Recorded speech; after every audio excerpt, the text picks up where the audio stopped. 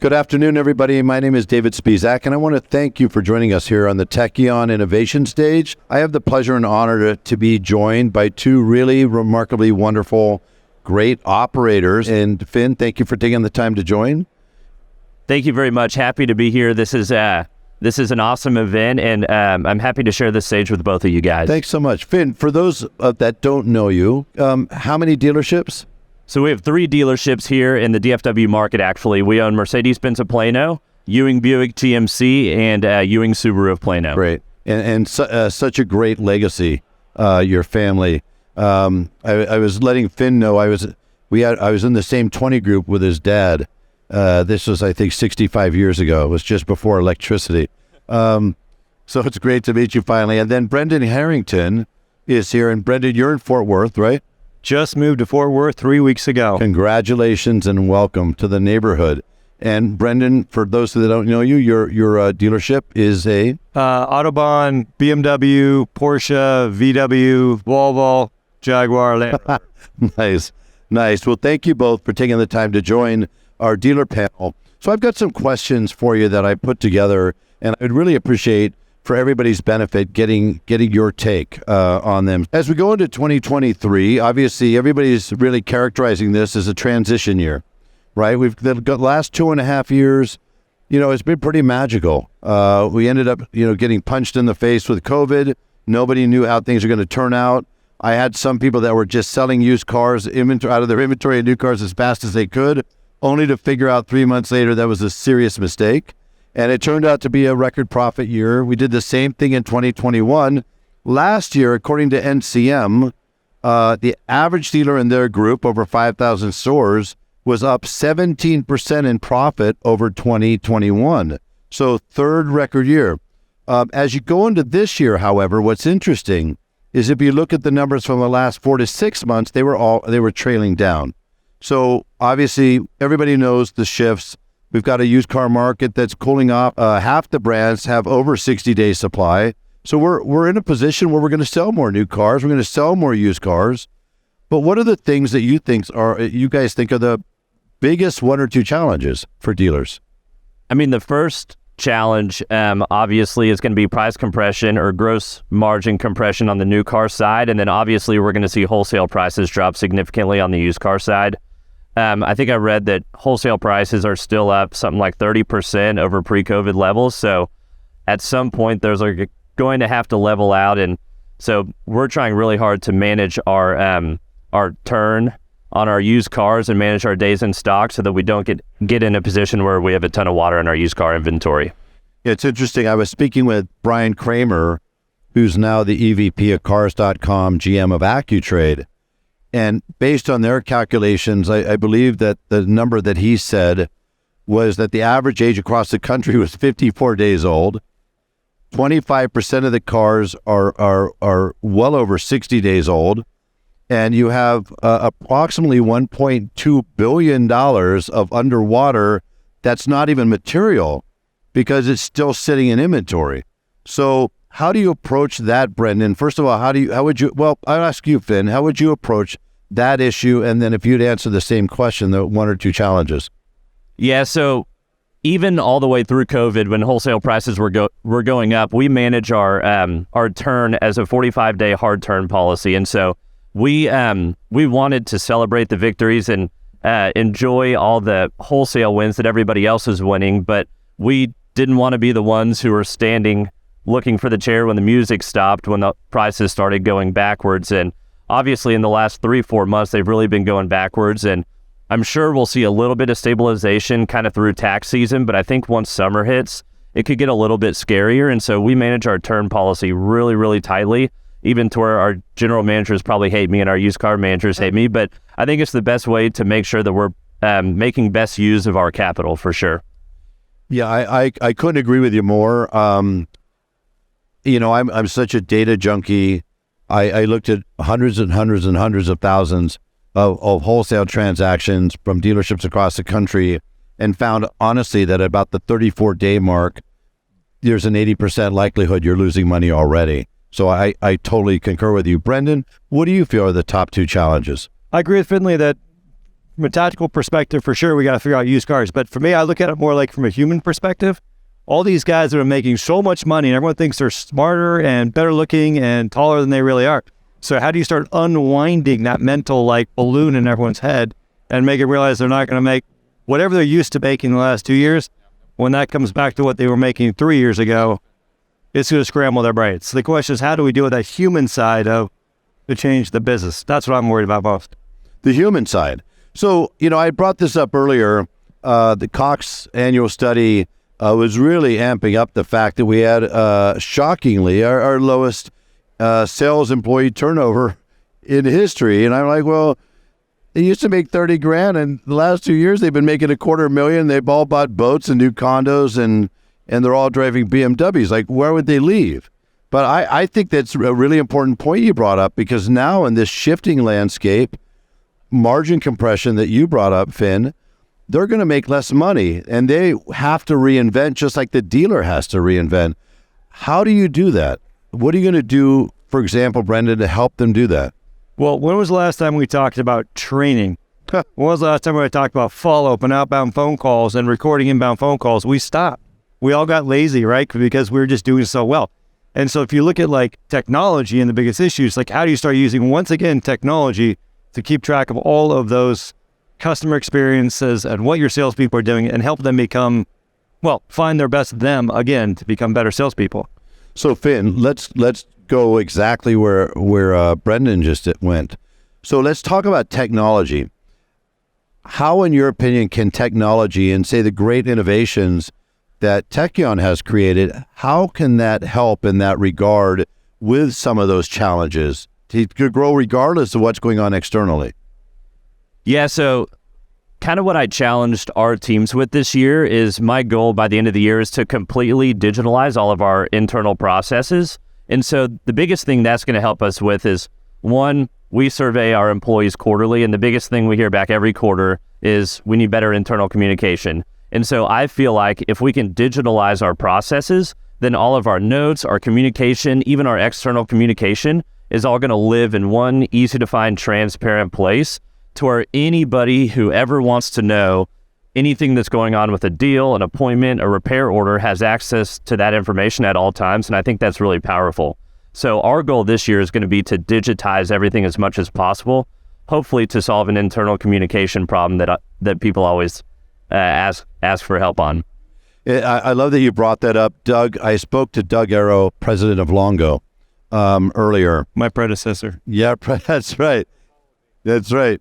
And great guy, great operator. And one of the things that he noted is going from the old manual. He says they have over 10,000 deposits, and they're actually delivering cars right now today that were ordered in November of 2021. And I said, it's like you're a Ferrari dealership, but this is a minivan. And he said, now being able to take that deposit and have that digitized process that allows them to stay on top of it through the entire process, rather than the traditional, you take the deposit, it shows up in a receivable schedule or a liability schedule, right? And nobody knows what's going on with it. So it makes a huge difference, doesn't it? Absolutely. And we shouldn't inconvenience the customer based on our staff scheduling, their vacations, anything like that. If the customer wants an answer, anybody should be able to jump in and help that customer. If they're ready to buy the car now, we should be able to make time to help sell that car. And I think digitalization is really going to help us do that and take care of the customer better. So being that the DMS is literally the epicenter, the foundational element of technology in any store, I always say to people, you can't give what you don't have. So I could want to deliver that type of process or digitize. I can't do it on the backbone of old tech, right? So if a dealer came up to either one of you today and they said, I'm 9 months, 12 months, 18 months out, I'm starting to consider, what do I do in terms of my next DMS decision? What would you tell them? Think about that. Well, that's a broad question, but I'll tell you, like the last You're welcome. 3 cases when we converted a group to Tekion from CDK. The first one you asked about, well, you mentioned Doug. So Doug Ero replaced me as, head of Penske Motor Group and running Longo Toyota. So that was the biggest car dealership in the world. And our focus was efficiency and how do we cut like 5 minutes here, 30 seconds there.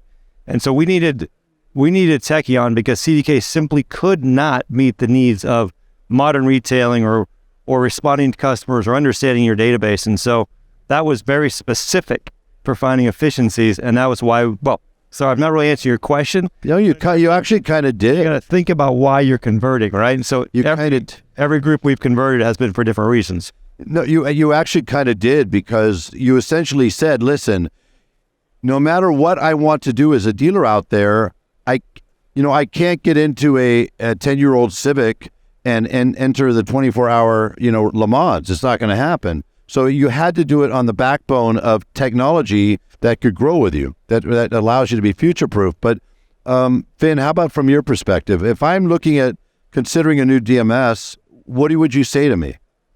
The transparency and visibility inside of Tekion is essential for me. I keep telling people I'm equally as capable of my job if I buy the $8 Southwest Wi-Fi flying to California to come visit you, and which is really cool. You don't have to VPN into your system. You don't have to wait for people to download reports. You don't have to remember 4-digit codes to get anywhere inside the system.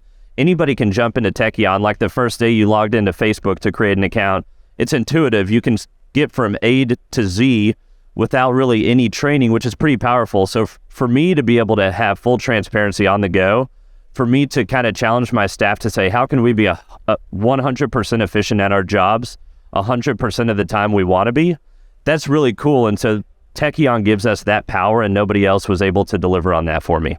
You're now in a new place. We have these 4 brands, right? 5, 6 brands. Why are you considering, what's driving your decision to move to Tekion? So in this Dallas-Fort Worth market, that one-to-one customer relationship and making sure every single time you touch that customer, it's great. It's incredibly important. Obviously, you got guys like Finley and you got guys like Sewell that have really raised that bar so high. And so what I'm looking for is the technology that enables that great relationship between us and the customer. And I can't get that right now. Yeah, it's a great point. Finn, question I had for you is, was there something specific initially? I mean, thank you for sharing, some of the benefits that you see that are important to you, like transparency, like accessibility, like the mobile side, like the cloud-based, like eliminating those barriers to efficiency. If you were to go back, what was it back then that originally caused you to move in the direction of wanting to make that decision? Because let's face it, for any dealer out there, I mean, it's almost like they would rather get every tooth pulled out of their mouth than switch DMS systems, right? Most dealers are out there on a DMS system that they hate, that they know is not working, and they still are prone to not doing anything about it because of the perceived pain, right? So knowing all of those things, what was really the drivers for you back then to say, no, this is worth it? At this point in 2023, I guess now, we don't really have the luxury of comparing ourselves to the other car dealership down the street. We're being compared by our customers, and we see these in surveys all the time, to all retail operations. And if we stick with the status quo, then we've allowed all these other entrants or these other players to enter our industry and try to steal our customers and disrupt our business. I think the dealer retail body is one of the most powerful networks in the world. In the GM Make meeting, they were saying there's a car dealership within 10 miles of 90% of the population. Digital-only players cannot offer that type of experience. And if we can say that we're going to have a paradigm shift in the way that we're going to operate, moving to Tekion is not a DMS change, it's a paradigm shift in the way you operate, and that's really important to remember and to think about. And if we're going to, as a retail body, kind of empower ourselves to offer a digital experience as well, then we should allow ourselves to do that. And companies like Domino's have made amazing strides just with their app, which is so cool. And you look at what Costco and Apple has done, all of those changes have been in the best interest of the customer, and we need to do the same as well. And, I guess we're working in efficient markets at this point. The customers have equally as much information about everything as we do, and we're still trying to run our businesses as if we have an inefficient market And I think we need to go ahead and tell ourselves, if we're going to keep moving in the right direction in the future, it has to be about obsessing over the customer and trying to deliver on the customer's needs. I love that you talked about obsessing over the customer. I think it's equally important at this point to obsess over our associates, our culture as well, right?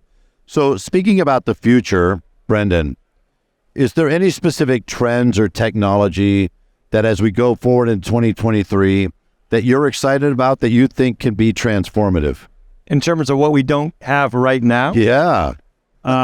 So I'm looking for three things. Okay. One is, how do we manage our loan cars better?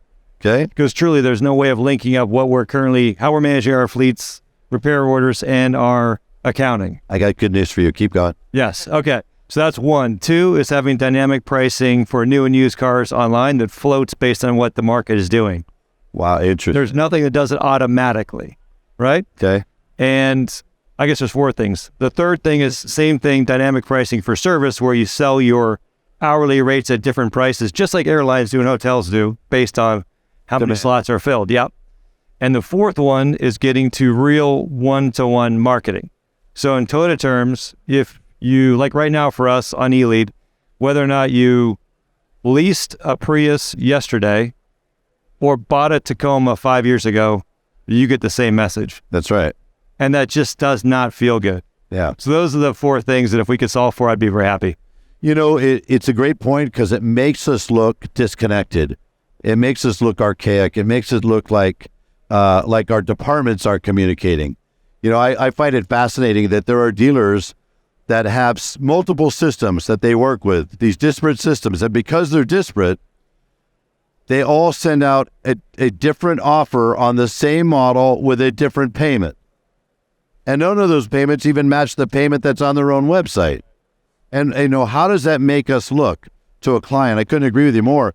The reason I said, at least on the first one, you know, I could tell you some good news is I happen to be here. I introduced Jay for a presentation yesterday where he made some announcements of new products. And one of them was, I think is huge, big pain point. Where's the car? Dude, where's my car? Right?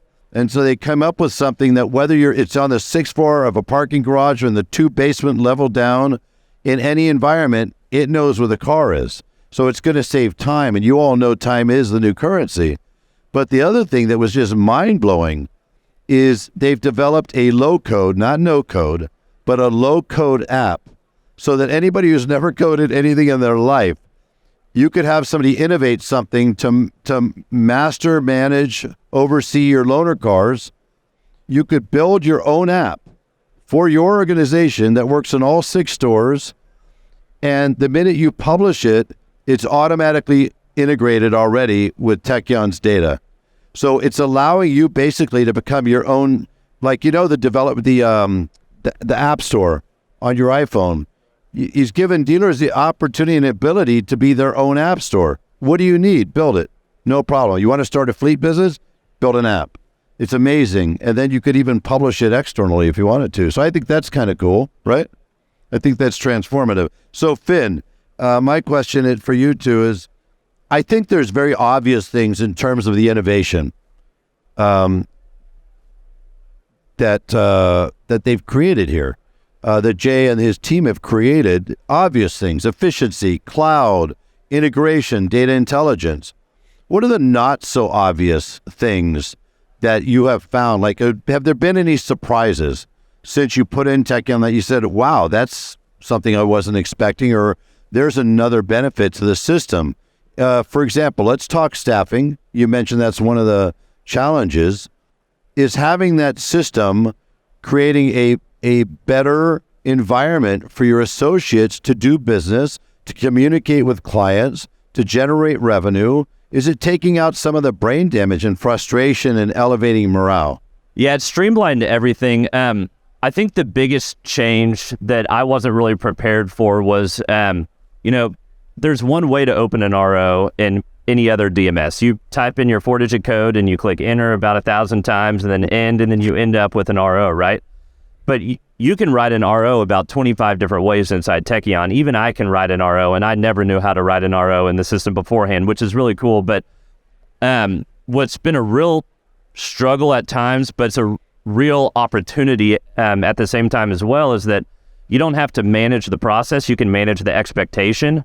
We're going to expect that, our service advisors follow up with their customers every single day. We're going to expect that they maximize gross profit opportunities. We're going to expect that they upsell maybe with pictures at the same time. But those are kind of our expectations, but I don't have to tell anybody how to do their job anymore. They can try to find best ways for them to be successful themselves. And that's pretty powerful for all of our staff. So that's something I didn't really expect before the transition. It, of course, it's been a struggle because we've trained people for so long to just do what we say. And when we transferred over, people were looking for guidance on how to do their job. And getting people to think outside the box was tough at first, but it's really helping us now that we're 7 months into the transition. Actually, can I touch on that one too? I'd love to. Yeah, Because love to hear it. I had this very same experience as him. Like when we first launched on Tekion, it was so unbelievably easy to do it. And just as one example, we launched on Monday afternoon. Wednesday afternoon, an advisor walked up to my office on the second, actually it wasn't in the conference room, the second floor, and he wanted me to redispatch a repair order because his tech had gone home sick with COVID. Now we were old paper ROs, had switched to e-dispatching with Tekion, and he asked me if I could redispatch it because the service manager was at lunch. I flipped up my laptop and within 3 minutes had redispatched 2 lines on the repair order. Not because I had done great pre-study with Tekion and not because I'm that smart on the system. It's just that easy to do that I could figure it out in 3 minutes and redispatch it. And that's what you see across the entire store. Guys just pick up things so fast, right? Yeah, you're not always retraining all your people all the time. I was actually in this booth in Vegas a year ago. A dealer walks up, no embellishment needed. And you could tell he's one of those, hey, prove it to me kind of guys. And he said, he walked up to somebody at Tekion here, and he said, I will buy this right now if you could show me that in less than an hour I could write a repair order. They said, they put it up, go ahead. Never touched the system before. Has anybody ever given an iPhone to a 3-year-old ever with the pictures? What's the first thing they do? Zip. It's like it's intuitive. There's no owner's manual for an iPhone or an iPad or any of those products because it's so intuitive. It was mind-boggling to watch this guy, and let's face it, no offense, but most dealers are not generally tech-forward, right? They're not the most tech-forward people. The most tech-forward people in our dealerships is who? Honestly, it's our support people, right? This dealer walked up into that open screen and he wrote a repair order in 5 minutes.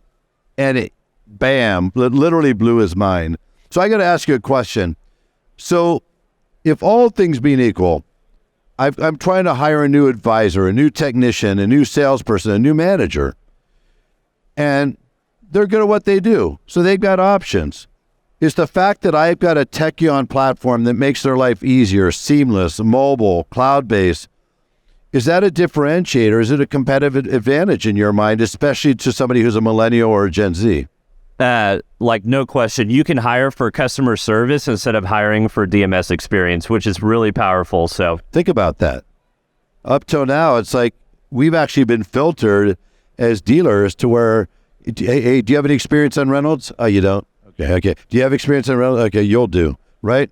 And so here, what an interesting thing for you to say and very impactful. I can hire the best person. I'm no longer worried about that divide, that gap of knowledge. Well, and think about this. If you're taking a salesperson and making them a finance person, if they're going into CDK or were you in Reynolds before CDK? Reynolds, yeah. So I've never used Reynolds, but if you go into CDK, what is it, 6 weeks to learn how to type a deal? And you're still making mistakes? Yeah. Tekion's like a couple hours, right? So even I can type a deal. And again, I'm not a finance guy. Same. I've had clients on those DMS platforms that how many times did you see back then that would make you crazy? You wanted visibility just on my deals. Well, if a deal wasn't closed in CDK, it's not on the doc. It's not on my F&I numbers. I have to go hunt for it.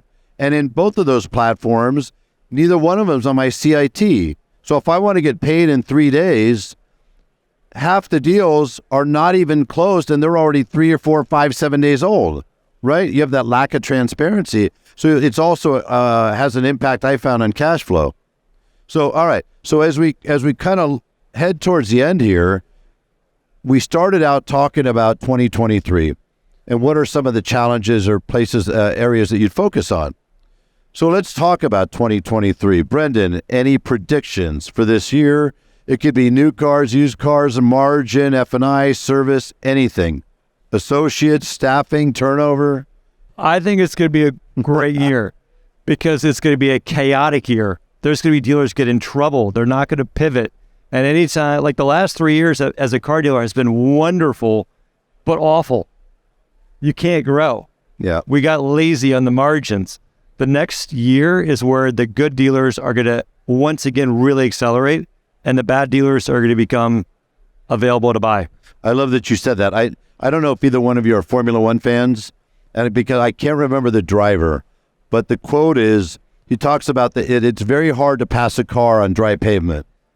But when it's wet, he said, it's a lot easier, put the right tires on, to pass 2, 3, 4, 5, 6 cars. And I think that's so analogous to what you just said. I think it's brilliantly said. How about you, Finn?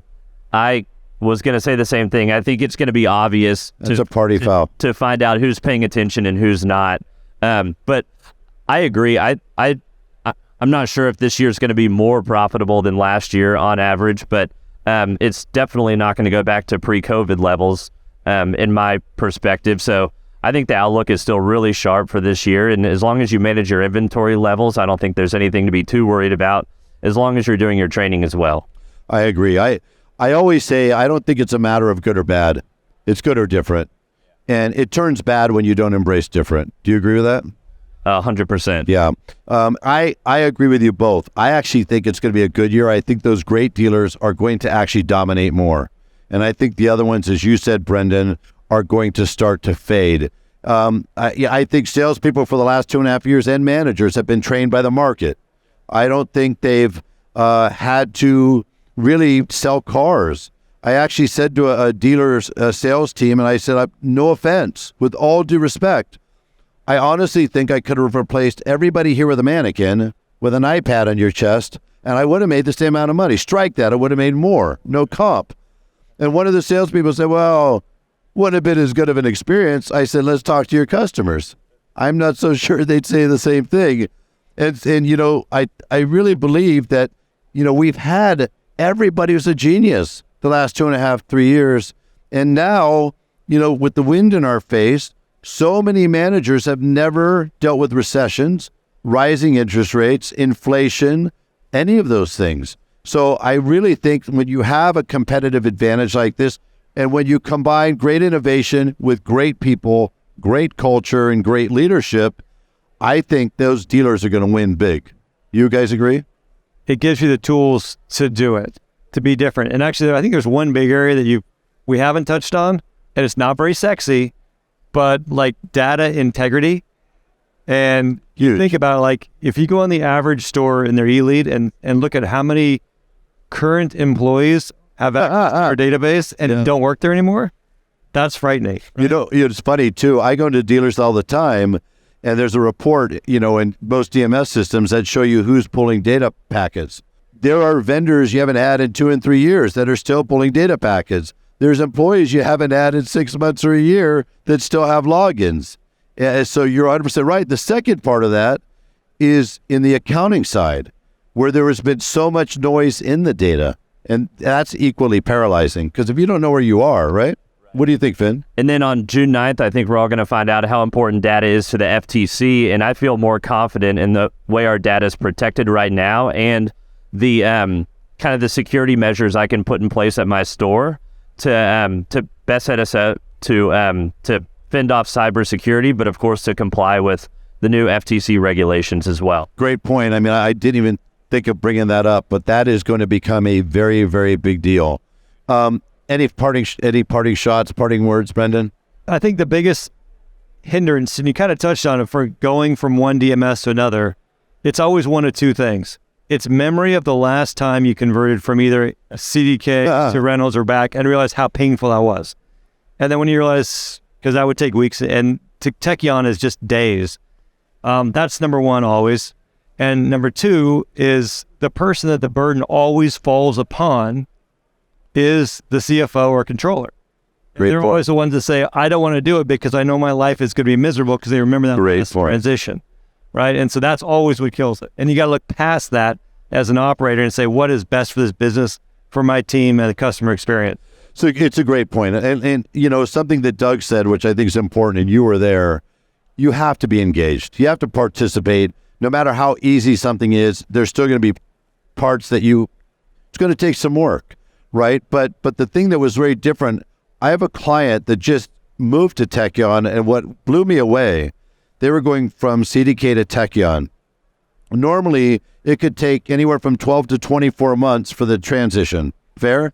And post-transition, there's about a 9-month impact on productivity and morale, right? Like, it's almost like you need a full-time therapist in your dealership. They're screaming, crying, like, so.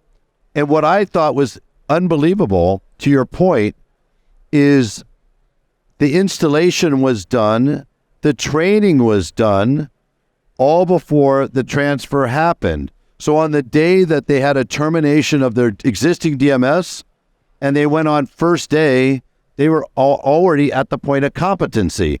Think about that. That's 9 months of pain that was avoided. 9 months of better morale, 9 months of better productivity. You agree, Finn? I completely agree. I mean, I would just say, like, moving forward, it's just important to ask yourself the question, like, because customer expectations are changing so fast, and because we need to do what we can to support our staff to deliver on those changing expectations, do you have all the right technology and software in place to be able to manage that? And I mean, 8 months ago, I would have said absolutely not for us. And, you know, 6.5 months ago, now we absolutely do. And I think that's puts us in a competitive advantage against all the other car dealerships in our area. The difference, and I think you should touch on it, is conversions also only ever work if you've got a general manager or a dealer principal that's actively involved in the process, right? Because we all think we know every step in our operation, but the reality is it's like things change, right? Hi, Neil. Otherwise, but right? If you're not involved, it's not going to be as effective, and your team won't. There's no question. We, with my team, with our department heads, with our controller, our general manager, we spent a lot of time on setups, a lot of time thinking about, you know, if Tekion is flexible enough to allow us to rethink the way we serve our customers and service, to rethink the way that we sell a car, how do we want that to look? How do we set it up for success from the beginning? So we had a lot of really hard, really open conversations about how we wanted to create our setups, how we wanted to build our roles. So, you know, the buy-in has to be from the executive team. The buy-in has to be from your department heads. If you see a lot of energy, then everyone else is going to follow you. You know, your team is only as capable and as powerful as your leader is, right? And we tried to get all of our leaders active and involved in our all of our big decisions early on, and I think that was really important for us to have a smooth transition. I think this is such a powerful final point. What you basically just said to me is you've been able to transition from, well, we have to figure out how to get it done with the limitations, with the restrictions, with the things we know we can't do, to where do you want to go? What do you want to do? Like, you could open it up and the unimaginable all of a sudden becomes imaginable. Is that a fair way to put it? For sure. Yeah, great. You finally have the tools. You want to move quickly. Listen, I want to thank you both for taking the time to join me on this dealer panel. I want to thank you also for sharing your experiences, your thoughts, your insights with everybody. And obviously wishing you both the very, very best in your respective organizations and with your team for a spectacular 2023. Here's the best part. When you are doing what these gentlemen are saying, what's really cool is the last 2.5 years, 90% or more of your upside has been driven by external or internal. External, not sustainable, not predictable, not controllable. With what you're talking about, your best year ever 2023 is actually sustainable. How cool is that? So It's great. Yeah. Wonderful. awesome. Very exciting. So thank you, gentlemen. I appreciate you very much. Thank you.